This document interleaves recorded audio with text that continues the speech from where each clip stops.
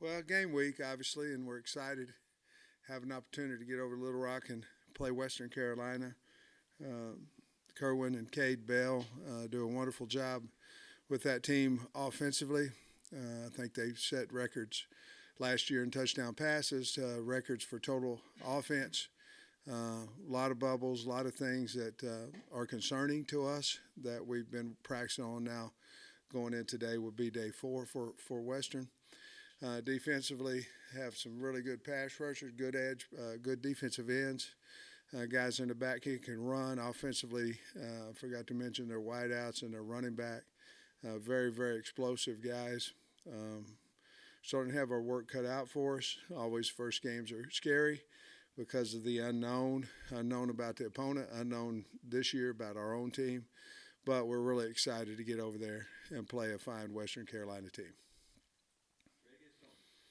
Coach, you guys moved game time to noon from 3 o'clock. Are you worried that's going to impact tailgating at all? And what's your thoughts on moving it up? No, I'm not worried about tailgating. I can tell you that.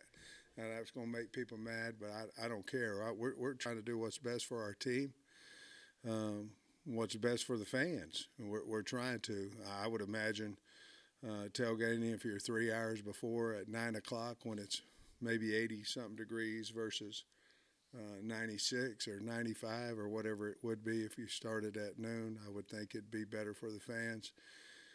Trey, we played 5 of our first 8 games on the road. And so when the heat came out, there was a decision to make whether you're going to move it forward or move it backwards. Well, moving it backwards, if it starts at 6 or 7, you're going to get the team home at 1:30 or 2:30 in the morning versus 7:30. We don't have a break till after week 8.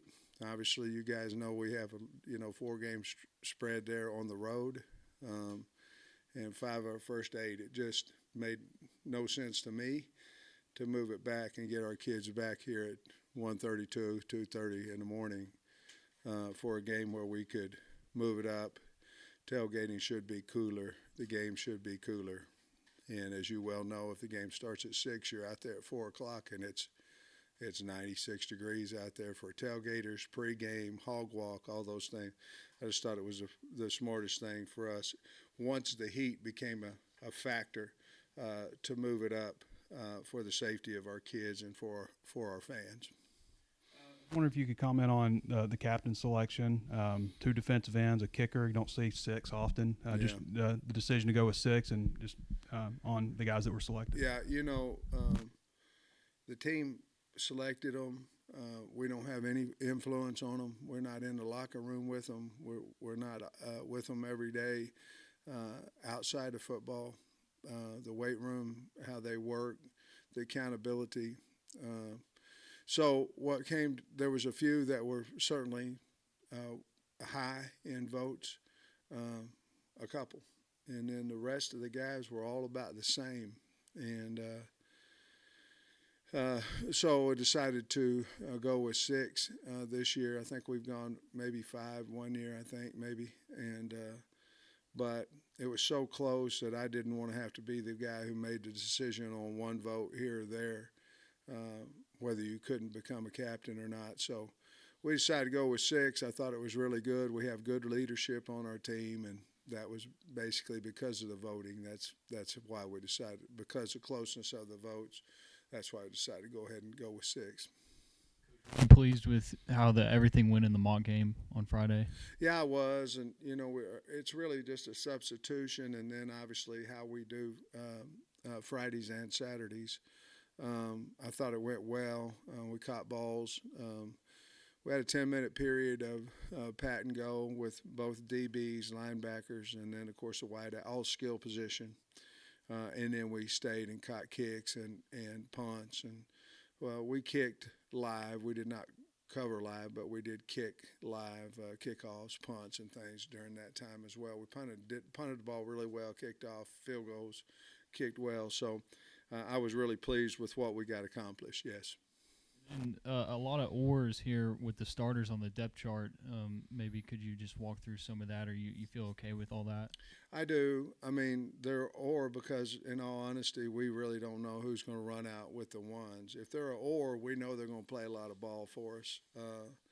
But in all honesty, we haven't decided who's going to run out there. Now, we've decided what positions and all that, but there's a few of them that either via injury, are they going to be back in time for Saturday's game? Maybe it is, with moving some kids, like Snacks has moved from hog to corner to, where Jaden Johnson and Hudson Clark are. Very, very close battle right there. So we really don't know today exactly in some of those positions who we're going to run out there with the ones yet. But we know that group that if they're an or, we trust them, and they're going to play a lot of football. Who runs out there first? Probably, in most cases, has been decided, not in all. Within a year of you becoming a head coach here, you had three things happen: COVID, transfer portal, NIL, all hit. Yeah. And I'm just wondering, how did you deal with all that? As a head coach, when all three of those hit you in one short span, and there's no booklet on how to get prepared for that kind of stuff. I rely on my staff. Until we talk it out. I'm not quick with decisions. I try to take my time and think about it. Always, it's what's best for the kids. But my biggest concern in all that was separation of the team. NIL was a separation of the team. Portal, to be honest with you, was a separation of the team. COVID, not necessarily, but it did separate you from the team. So, culture to me is a big thing, and the two hottest topics of separating the team, the culture, is NIL and certainly the portal. So I've changed. I've made mistakes. I've changed in the fact that, we tell the kids we don't want anybody to go in the portal. And, before we just never really addressed it until they came into my office. But now, if we've signed them, we don't want them to leave. And so I think that's helped our culture a little bit. The NIL is certainly something that, if somebody making this much money and somebody else isn't, certainly there's a possibility of separation. But we don't seem to have too big of a problem with it right now. Your transfer portal numbers going into the season and how you felt like you really hit on transfer portal guys. Do you have any worries that when you add that many that there could be issues in the locker room or just anything like that when you're dealing with that many? Yeah, I do, except for at our place, they have to earn everything they get. They're just a part of the team, and they're like everybody else. They, I think not that Jaden Hazelwood didn't deserve to start for us. He didn't earn the right to start the first day of spring practice. I made a mistake. So I try to learn from those things, and I think as long as the kids are earning what they get, I think the entire team's fine with it. But I made that mistake, and I love Hazelwood. It's not his fault. We put him with the ones the first day, and that was a mistake. Coach, I saw where Chris Paul and Jaheim Thomas are as an ordeal. Is that because Chris has missed so much time with the injury? Yeah, he's been hurt. It could be, in all honesty, it could be Thomas and Crook out there, when we run out there. Thomas and Pooh. I just don't know for sure who will run out there first, but those three will play a lot of ball for us on Saturday. People compared Rocket and KJ to Alex and Brandon, but does this team, other than maybe the experience of the offensive line, remind you a lot of that 2015 team? Well, we had good wideouts then, and I think we're pretty good there. We had backs. I guess if you were looking at it offensively, I do think I walked by a huddle you know what a huddle is. Nobody does anymore, but it's where the 11 guys get around, they talk. I think 7 or 9, I can't remember, that were in that huddle. That's a picture of that team, 15 team, played in the NFL. I'm not talking about scout team. I'm talking about they got on an active roster. Pretty dang good, and probably the reason we were pretty good, offensively.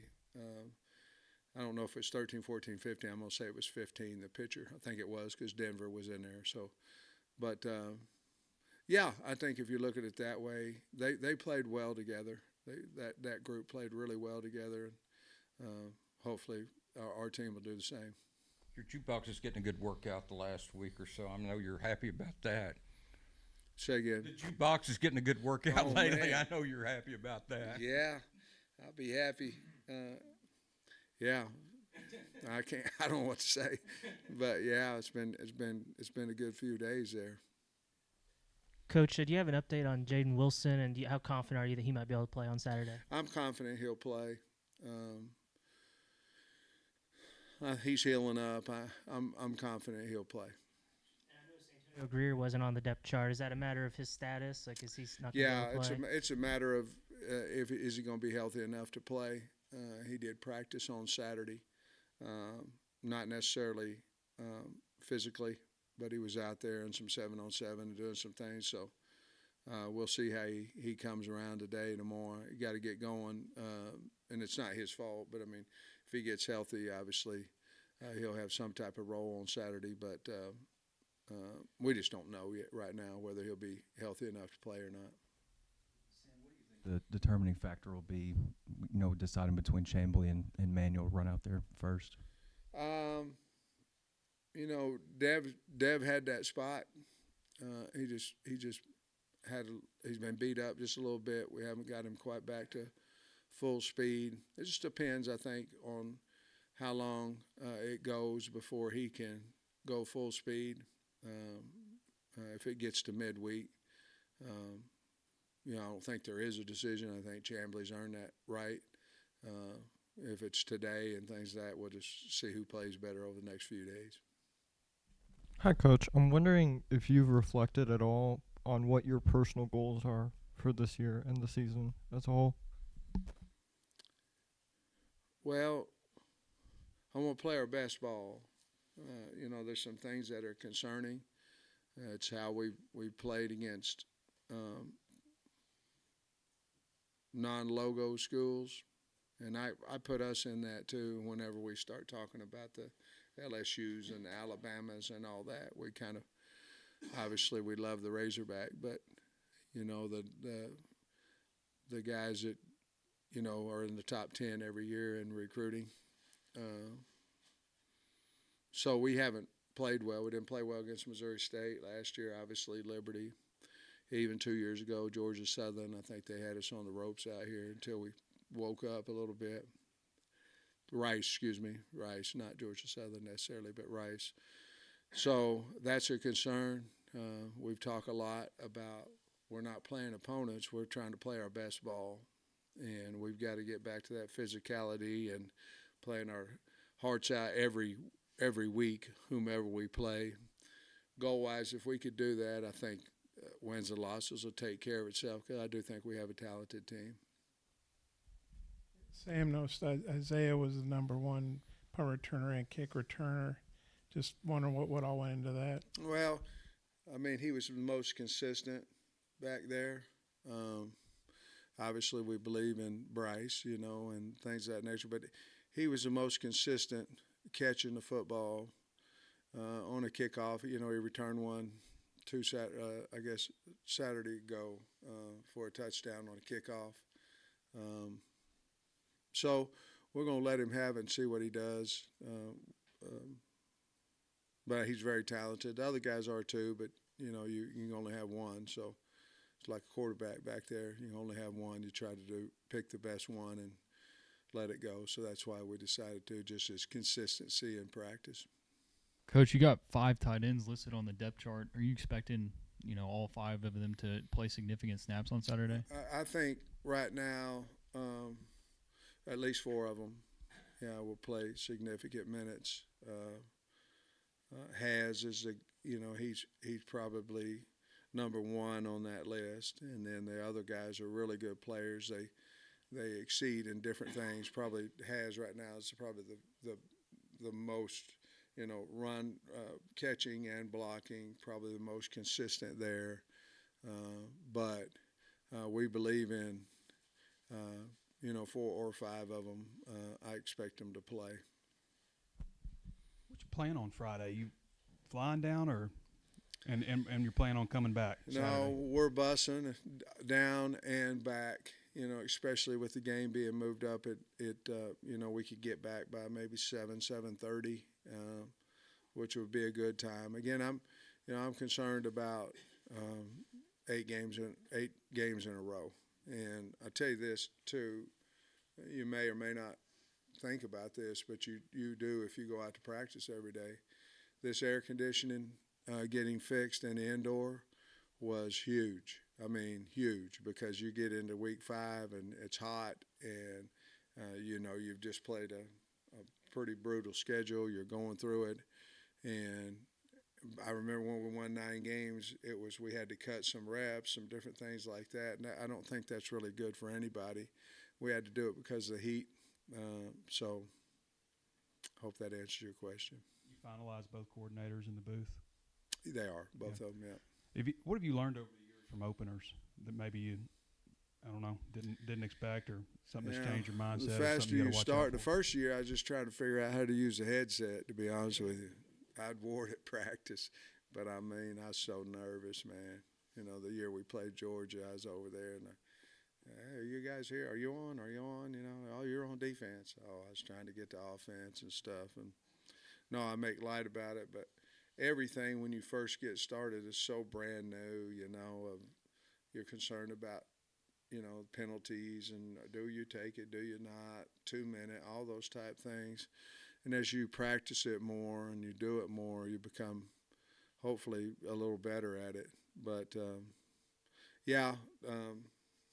I've learned a lot of those type things, and it takes the stress out of it a little bit now. I feel a bit more confident about everything. Hey, you referenced Kerwin Bell at the top. Have y'all crossed paths? Do you know him much or anything? I know of him, because of his career, playing, everything. And but you throw on the tape now, they're scary on offense, and they got a really good defense as well. I don't mean to slight that, but offensively they've set records, and they like to throw that bubble and like to run that stretch play, and they're good at it. Is it important to get outside this week? Because I think you were in all last week mostly. We were until Friday night and Saturday. We got out. We're going to be out all week, probably until Thursday. We'll probably go in Thursday. But other than that, I think with the weather, how it's been, I think we can get outside. We need to. Who are their veteran returning guys, and have they added a lot through the portal too? From what I understand, I think they've added about 6 in the portal, a couple of D tackles. I think they're from Akron. There's a kid named Micah Nelson. He's a boundary end. That's a really good player. He's number 9. He's a really good player. They got a nickel. That's a good player. Defensively, they've got a couple of they got a free safety that's returning. They got 6 starters coming on defense and 6 on offense. Offensively, they're talented at the skill, like I talked about, the running back. 9 played, I don't know, maybe the last 8 or 9 games last year for them. They had another guy, and he got hurt, I believe, but then 9 came in, and I think they won their last 3 games, all really close games, did a good job in 2 minutes. And then they're pretty big on the O-line. They probably average about 305 on the O-line. And so 2 tight ends. One of them they use a little bit more for blocking. The other 11 they use for catching. But, really good team. Got a good field goal kicker. And, good football team. Sam, I know you can't talk specifics with recruiting, but the last 2 guys you've landed are really, really young kids. Yeah. Do you think that's going to maybe become more of a trend with recruiting younger guys, or is it kind of a situational type thing with recruits? I don't really know, what would that be? Yeah, I mean, they're young, aren't they? I don't really know. You know, you're so much further ahead in recruiting now than you've ever been. I mean, it's just like the second signing date. I don't know. We have to look it up. 50% of the people probably don't sign anybody the second signing date. You know, maybe they do one or two. So it's over. You know, remember why we used to have the celebrations and all that, the first Wednesday in February and all that? And, I mean, we didn't sign a player, last year. So I think everything pushing up, you'll start seeing that 2 and 3 years ahead, guys trying to solidify their spot, especially if they were able to go around the country and see what they like. And then I guess a lot of it has to do with stability of coaches and things of that nature, if you can sell that. Wait. I'm sorry. I've got one. I'm sorry. What's the coach's biggest apprehension going into the season opening game? And I think I answered that one I think, Trey, you asked that one. So. The games went, I think, 3 hours and 40 minutes. I noticed on Saturday, I think there's supposed to be, 12 to 15 fewer plays.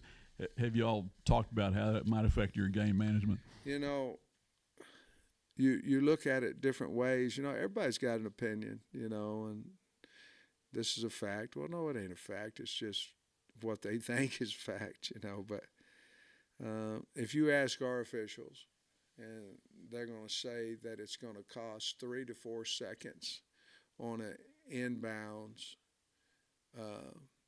after a first down inbound, 3 or 4 seconds. So, other than that, I don't know what'll change. But no, we haven't too much. We obviously have talked to the team about it. But as far as shorten the game, I don't know that we've talked about that.